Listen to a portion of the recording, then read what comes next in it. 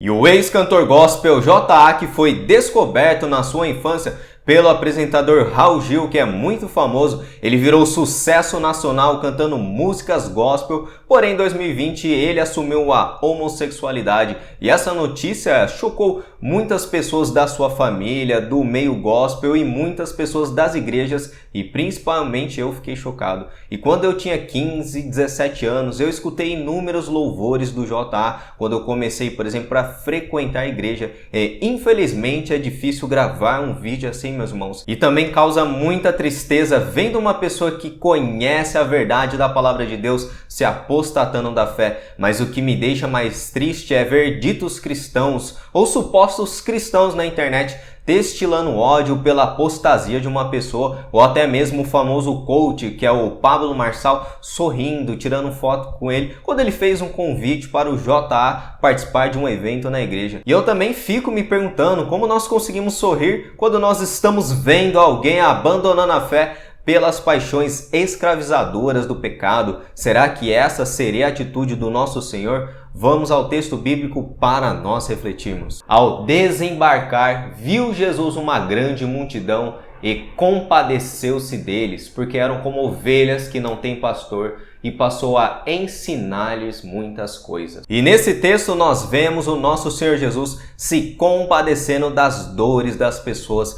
E o nosso Senhor chegou a comparar aquelas pessoas da sua época com verdadeiras ovelhas. E nenhum animal é tão dependente quanto a ovelha. Ela precisa de alguém que guie ela, pois se ela não tiver um guia, ela se perde, ela vagueia sem rumo, torna-se comida de lobos, e se ninguém a alimenta ela morre de fome também. Assim eram as pessoas na época do nosso Senhor. A mente dos líderes fariseus estava mais preocupadas com leis legalistas que foram criadas por homens do que se preocupar com as necessidades das pessoas do verdadeiro alimento espiritual. E nós encontramos inúmeras vezes nos evangelhos onde essa palavra de compadecer, o número de vezes que essa compaixão do nosso Senhor Jesus, o seu amor, a sua preocupação com as pessoas, elas se derramam em um afeto tão grande de amor pelas pessoas, não somente, meus irmãos, em palavras, mas também nas atitudes. As dores do seu povo são as suas próprias dores. E quantas pessoas hoje nas igrejas estão sem os verdadeiros pastores que Jesus chamou?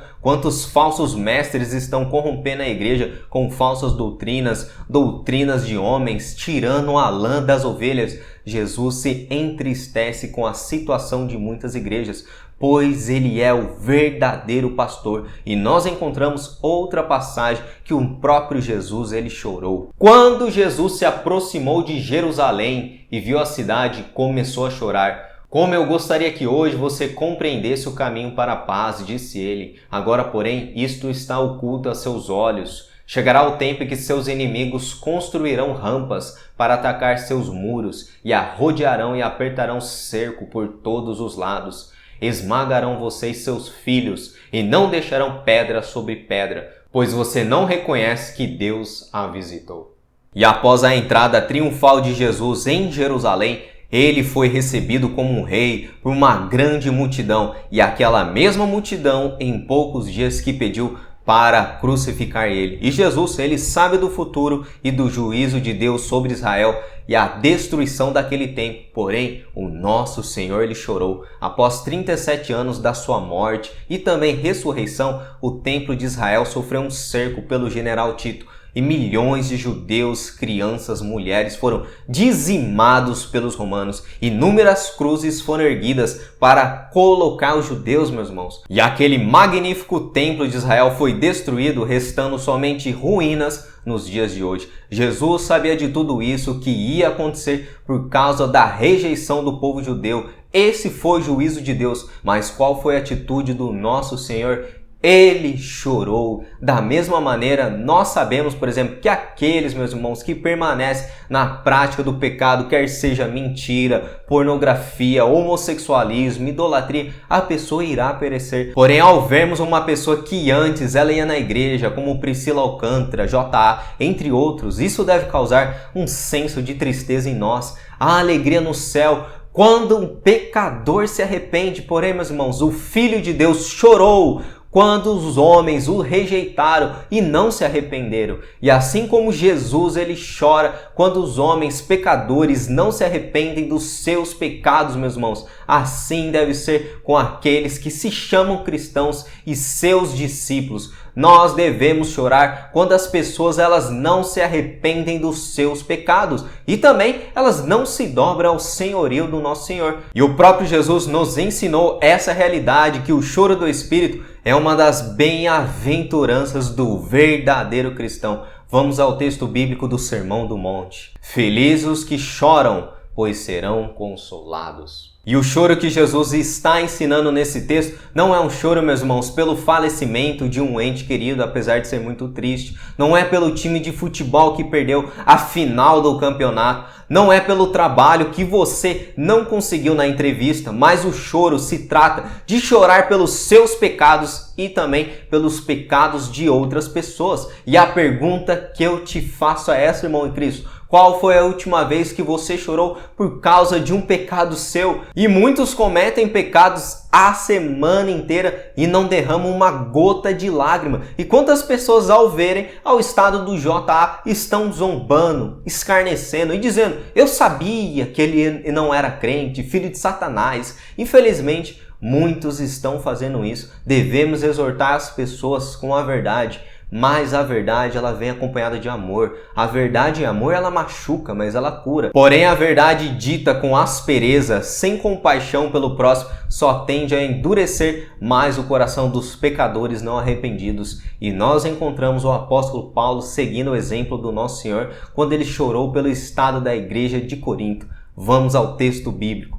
Sim, temo que ao visitá-los outra vez, Deus me humilhe diante de vocês e eu venha me entristecer, porque muitos de vocês não abandonaram os pecados que cometiam no passado e não se arrependeram de sua impureza, sua imoralidade sexual e seu anseio por prazeres sensuais. E a igreja de Corinto, realmente eles tinham inúmeros problemas, facções, fã-clubes em nome de Paulo e de Pedro, exaltação da sabedoria humana, má utilização dos dons bíblicos, falsos apóstolos e também tinham falsos crentes na igreja. Porém, quando a igreja ela estava crescendo espiritualmente, o apóstolo Paulo se regozijou. E nós vemos, por exemplo, um claro exemplo no capítulo 6 de 1 Coríntios, meus irmãos. Paulo ele ficou muito feliz quando ex-homossexuais e outras classes de pecadores se arrependeram e eles foram lavados pelo sangue de Jesus. Porém, no capítulo 5 nós vemos um caso de incesto, que é a relação sexual entre parentes. E o apóstolo Paulo diz para a igreja de Corinto, mas não somente para ela, pois era um ensino universal em todas as igrejas, que nós devemos nos lamentar quando nós vemos pecados assim sendo cometidos dentro da igreja. E como um pai, o apóstolo Paulo ele chorou pelos seus filhos espirituais, pois ele sabe que o pecado não confessado e também não abandonado leva à morte espiritual e também à condenação eterna. E tendo dito isso, meus amados irmãos em Cristo, que nos segue aqui no canal e pessoas que estão nos visitando através desse vídeo, assim como Jesus chorou e se compadeceu dos pecadores, o nosso Senhor espera isso da sua igreja.